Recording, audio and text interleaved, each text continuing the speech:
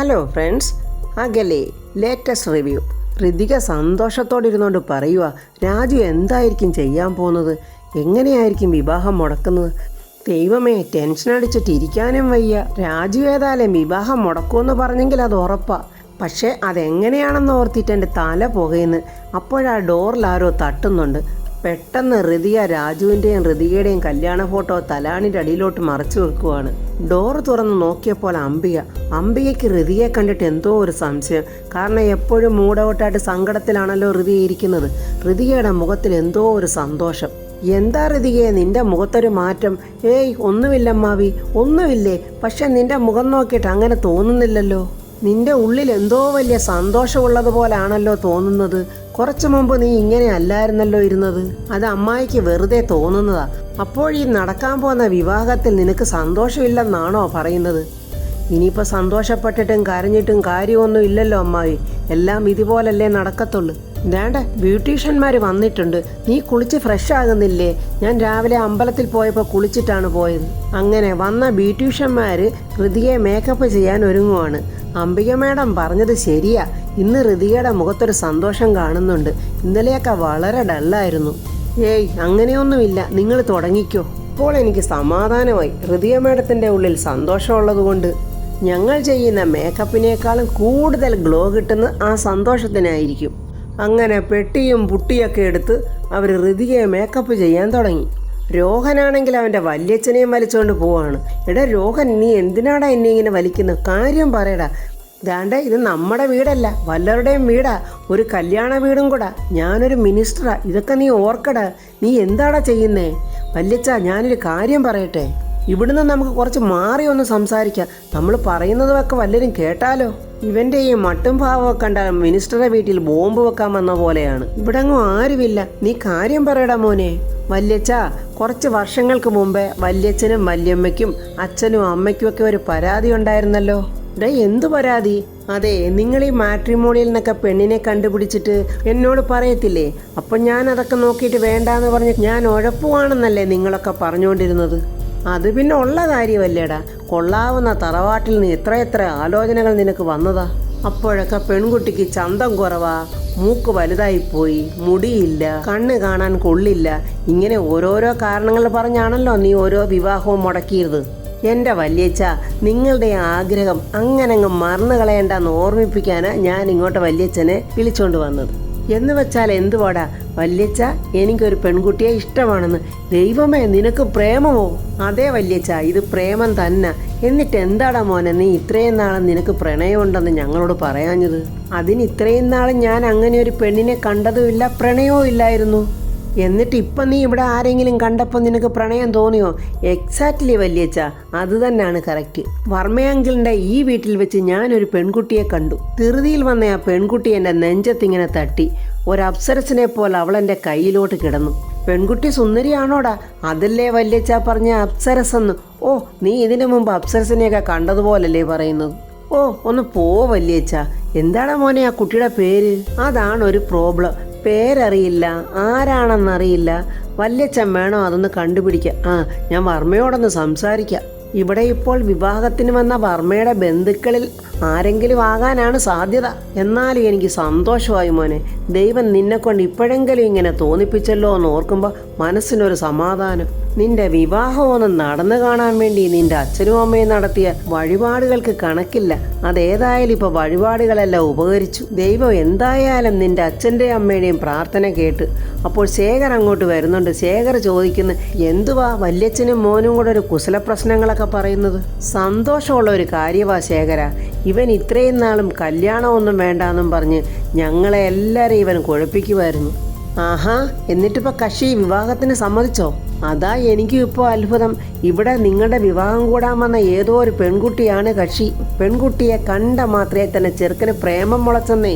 അത് കേട്ടിട്ട് രോഹനൊരു ചമ്മലും ഒരു വല്ലാത്ത നാണമൊക്കെ.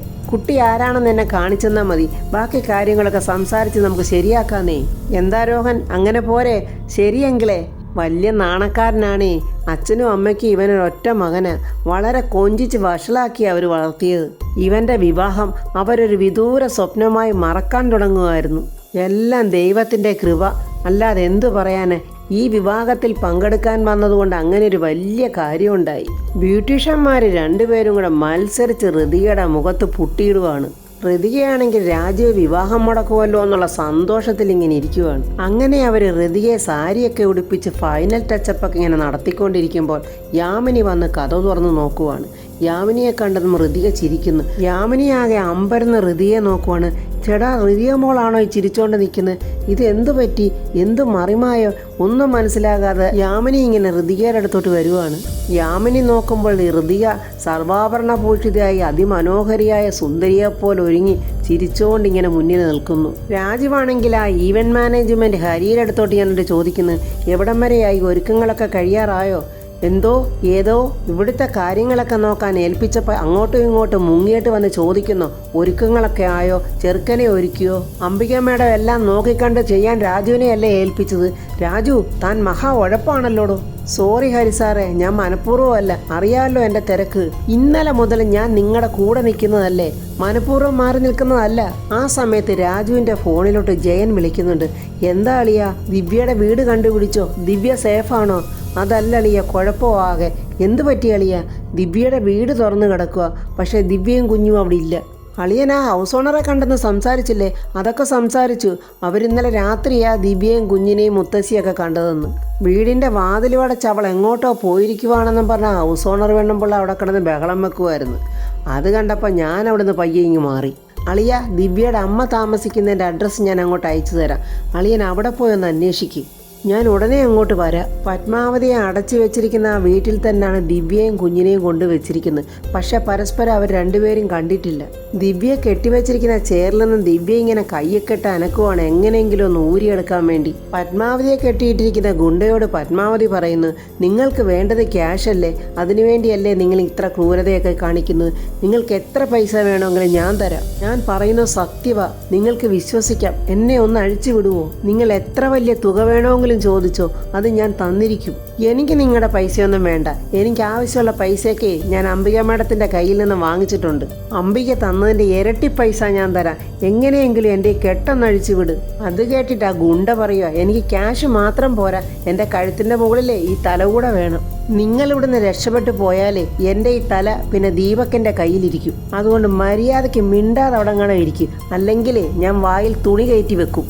പത്മാവതിയുടെ സങ്കടത്തിനോ സഹതാപത്തിനോ ഒന്നും ആ ഗുണ്ട വഴങ്ങത്തില്ല. അവന് നല്ലതുപോലെ അറിയാം അംബികയും മകനും അവനെ പിന്നെ ജീവനോടെ വെച്ചേക്കത്തില്ലെന്ന്. ദിവ്യ നോക്കുന്ന ഗുണ്ടായ്ക്കൊരു ഫോൺ വരുന്നുണ്ട്. അവൻ സംസാരിക്കുന്നു, വക്കീലെ, കൊട്ടേഷനാണോ? ഞാൻ ഫ്രീ ആണല്ലോ, എപ്പോഴാണെന്ന് പറഞ്ഞാൽ മതി. അപ്പോഴേക്കും അവൻ്റെ ഫോണിൽ റേഞ്ചുമില്ല, ചാർജുമില്ല. അവൻ അവിടെ തന്നെ അവൻ്റെ ഫോൺ ചാർജ് കുത്തിയിടുന്നുണ്ട്. ഇത് ദിവ്യ കാണുന്നുണ്ട്. ആ ഗുണ്ട പുറത്തോട്ട് പോകുന്ന സമയം നോക്കി പെട്ടെന്ന് ദിവ്യ ആ ഫോൺ എടുത്ത് രാജുവിനെ വിളിക്കുവാണ്. രാജുവാണെങ്കിൽ ആ സമയത്ത് ബൈക്കിൽ ഇങ്ങനെ വന്നുകൊണ്ടിരിക്കുവാണ് ദിവ്യയുടെ അമ്മയുടെ വീട്ടിലോട്ട് പോകാനായിട്ട്. ആ സമയത്താണ് ആ ഫോൺ അടിക്കുന്നത്. പെട്ടെന്ന് ഫോൺ എടുക്കുമ്പോൾ രാജുവേട്ട എന്നുള്ള ദിവ്യയുടെ സ്വരമാണ് കേൾക്കുന്നത്. ദിവ്യ, നീ എവിടാ എന്നിങ്ങനെ രാജു ചോദിക്കുമ്പോഴേ ആ ഫോണിലെ റേഞ്ച് അങ്ങ് പോയി. പെട്ടെന്ന് ദിവ്യ രാജുവിൻ്റെ ഫോണിലോട്ട് മെസ്സേജ് ഇടുവാണ്. അവളെ തട്ടിക്കൊണ്ടുവന്ന് വെച്ചിരിക്കുന്ന വീടിൻ്റെ റൂട്ട് മാപ്പാണ് അവൾ ഇട്ടുകൊടുത്തത്. ഉടനെ തന്നെ രാജു ജയനെ വിളിച്ച് വിവരം പറയുന്നുണ്ട്. ഈ ലൊക്കേഷൻ നോക്കി അളിയൻ പെട്ടെന്ന് അവിടെ എത്തണം, ഞാനും അവിടെ ഉടനെ തന്നെ വരും. ഒരുപാട് കഷ്ടപ്പെട്ടാണ് ദിവ്യ അവിടെ കൈയൊക്കെ ഇങ്ങനെ ലൂസാക്കിയിട്ട് ആ ഗുണ്ട വരുന്നോന്ന് നോക്കി പെട്ടെന്ന് ആ ചെയറൊക്കെ അങ്ങോട്ട് വലിച്ച് നീക്കിയിട്ട് എങ്ങനെയോ അവളെ പാവം ആ മെസ്സേജ് പാസ് ചെയ്തു. എന്നിട്ട് പഴയതുപോലെ ആരും കണ്ടുപിടിക്കാത്ത രീതിക്ക് ആ കൈയൊക്കെ അതുപോലെ കെട്ടി ഇങ്ങനെ വെച്ചിട്ട് അവളിങ്ങനെ ഇരിക്കുവാണ്. ദീപക്കാണെങ്കിൽ പുതുമണവാളനായിട്ട് ഇങ്ങനെ ഒരുങ്ങുവാണ്. അവൻ്റെ ഫ്രണ്ട്സൊക്കെ അവനെ ഒരുപാട് പുകഴ്ത്തുന്നു. എടാ, ഈ വൈറ്റ് ആൻഡ് വൈറ്റ് ഡ്രസ്സിൽ നീ സുന്ദര കുട്ടനാട്ടാടാ ഇരിക്കുന്നത്. നീ ഈ വേഷം അങ്ങ് സ്ഥിരവാക്കടാ അളിയാ. നിന്റെ അമ്മാവൻ്റെ പാത പിടിച്ച് രാഷ്ട്രീയത്തിലോട്ടങ്ങ് ഇറങ്ങടാ. കൂടെ വന്ന കൂട്ടുകാരിൽ ഒരുത്തൻ പറയുന്നു, നീ എന്താടാ ഈ പറയുന്നത്? ദീപക്കിന് പൊളിറ്റിക്സ് ഒന്നും പറ്റില്ല. ഇവനങ്ങ് ബോംബെയിൽ നമ്മളോടൊപ്പം പറന്നടിച്ച് കളിച്ച് നടന്നതല്ലേ. എടാ, അതൊന്നും പറ്റില്ല. നീ ഒരു മിനിസ്റ്റർ ആയിട്ട് വേണം എൻ്റെ ബിസിനസ്സേ പോലീസിനെയും എക്സൈസിനെയൊക്കെ പേടിക്കാതെ നടത്താൻ. ഓഹോ, അപ്പോൾ ഇതാണ് അളിയൻ്റെ ഉദ്ദേശം, നിരോധിത വസ്തുക്കളുടെ കച്ചവടം. അപ്പോഴങ്ങോട്ട് അംബിക 32 പല്ലും വെളിയിൽ കാണിച്ച് ചിരിച്ചുകൊണ്ട് വരുവാണ്. എന്തായി മക്കളെ, ദീപക്കിനെ ഒരുക്കിയോ? ദേ ഇപ്പം കഴിയും ആൻറ്റി. എടാ മോനെ ദീപക്കെ, അമ്മ വേണമെങ്കിലേ ആ ബ്യൂട്ടീഷ്യനെ ഇങ്ങോട്ട് അയക്കട്ടെ. എന്തിന്? അമ്മയ്ക്കറിയില്ലേ എനിക്ക് മേക്കപ്പ് ഒന്നും ഇഷ്ടമല്ലെന്ന്. ആ മോനെ വിഷ്ണു, ഞാനിങ്ങോട്ട് കയറി വന്നപ്പോഴേ നിങ്ങൾ എന്തോ ബിസിനസ്സിൻ്റെ കാര്യമാണ് സംസാരിച്ചത്. അത് ആൻറ്റി അച്ഛൻ്റെ ലെതർ ഫാക്ടറിയുടെ കാര്യമാണ്. ഓ ശരി, നിങ്ങൾ ബ്രേക്ക്ഫാസ്റ്റ് കഴിച്ചോ? ഇല്ല ആൻറ്റി, എന്നാലേ ഞാൻ നിങ്ങൾക്ക് ഇങ്ങോട്ട് കൊടുത്തു വിടാം എന്നും പറഞ്ഞ് അംബിക അങ്ങ് പോവുകയാണ്. രാജുവും ജയനും ദിവ്യ അയച്ചു കൊടുത്ത ലൊക്കേഷൻ നോക്കി അവിടെ എത്തിയിട്ടുണ്ട്. ഇതിനകത്ത് എവിടാ ദിവ്യ അടച്ചു വെച്ചിരിക്കുന്നതെന്ന് അറിയില്ലല്ലോ അളിയ. എങ്ങനെ ഇപ്പം നമ്മൾ ഇതിനകത്ത് കണ്ടുപിടിക്കുന്നത്? അളിയനൊരു കാര്യം ചെയ്യും, ആ വന്ന നമ്പറിലോട്ടൊന്ന് ഫോൺ ചെയ്യും. ആ റിങ് കേൾക്കുമ്പോൾ നമുക്ക് അങ്ങോട്ട് ചെല്ലാമല്ലോ. ഫോൺ ചെയ്ത് നോക്കിയിട്ട് റിങ് കിട്ടുന്നതുമില്ല. റേഞ്ച് ഇല്ലല്ലോ അളിയ. അളിയൻ വിഷമിക്കേണ്ട, വാ നമുക്ക് ചെന്ന് നോക്കാം. അവരങ്ങനെ നോക്കി ചെല്ലുമ്പോൾ ദിവ്യ ഒരിടത്ത് കൈയെല്ലാം ബന്ധിച്ചിങ്ങനെ കെട്ടിയിട്ടിട്ടുണ്ട്. ദിവ്യ എന്നും പറഞ്ഞ് രാജുവും ജയനും കൂടെ വിളിച്ചോണ്ട് ഓടിച്ചെന്ന് അവളുടെ കൈകളിലെ കെട്ടൊക്കെ ഇങ്ങോട്ട് അഴിക്കുമ്പോഴത്തേക്ക് ആ ഗുണ്ട കണ്ടിട്ട് ഓടി വന്ന് ഇടാന്നും പറഞ്ഞ് അവരെ ഇടിക്കുവാണ്. രാജു ഒരു സൂപ്പർ ഹീറോയെപ്പോലെ അവൻ്റെ നെഞ്ചത്തിട്ട് ചവിട്ടുകയും തൊഴിക്കുകയും അവൻ്റെ കൈ പിടിച്ച് ഓടിക്കുകയൊക്കെ ചെയ്യുന്നുണ്ട്. അടുത്ത റൂമിൽ കിടക്കുന്ന പത്മാവതി ഈ ശബ്ദം കേൾക്കുന്നുണ്ട്. ആരാ, എന്തുവാ എന്നൊക്കെ പത്മാവതി ഉറക്ക വിളിച്ച് ചോദിക്കുന്നു. പക്ഷെ രാജുവിൻ്റെയും ജയൻ്റെയും കാതുകളിൽ അത് കേൾക്കുന്നില്ല. അങ്ങനെ രാജുവും ജയനും കൂടെ ആ ഗുണ്ടയെ അടിച്ച് മൂലയ്ക്ക് ഒതുക്കിയിട്ടിട്ട് ദിവ്യയുടെ കെട്ടൊക്കെ അടിച്ച് അവളെ അവിടുന്ന് മോചിപ്പിക്കുവാണ്. ദിവ്യ കുഞ്ഞവിടെ?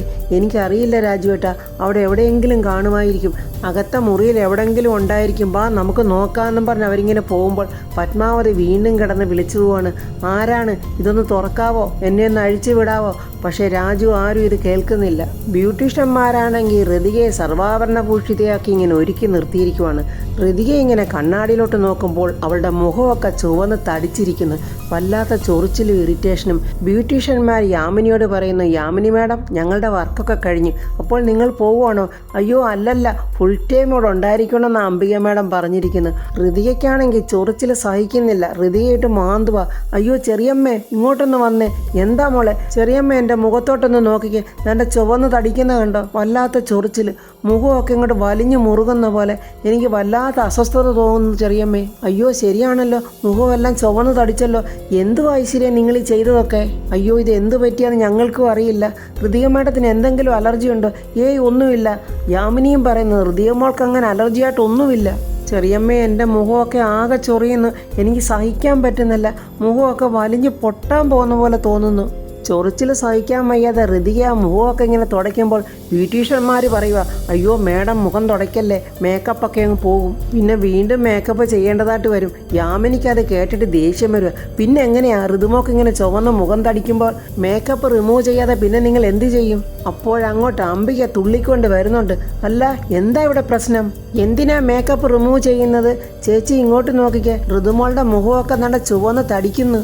ഞാനൊന്ന് നോക്കട്ടെന്ന് പറഞ്ഞ അംബിക ഋതികയുടെ മുഖം പിടിച്ചു നോക്കിയിട്ട് പറയുക, താണ്ടേ ചെറിയമ്മയും മോളൂടെ വെറുതെ വിളച്ചിലെടുക്കല്ലേ. വിവാഹത്തിന് വന്ന് നിൽക്കാതെ നിങ്ങളിങ്ങനെ ഓരോ അടവ് കൊണ്ട് നടക്കുമെന്ന് ഞാൻ അപ്പോഴേ ഊഹിച്ചതാ.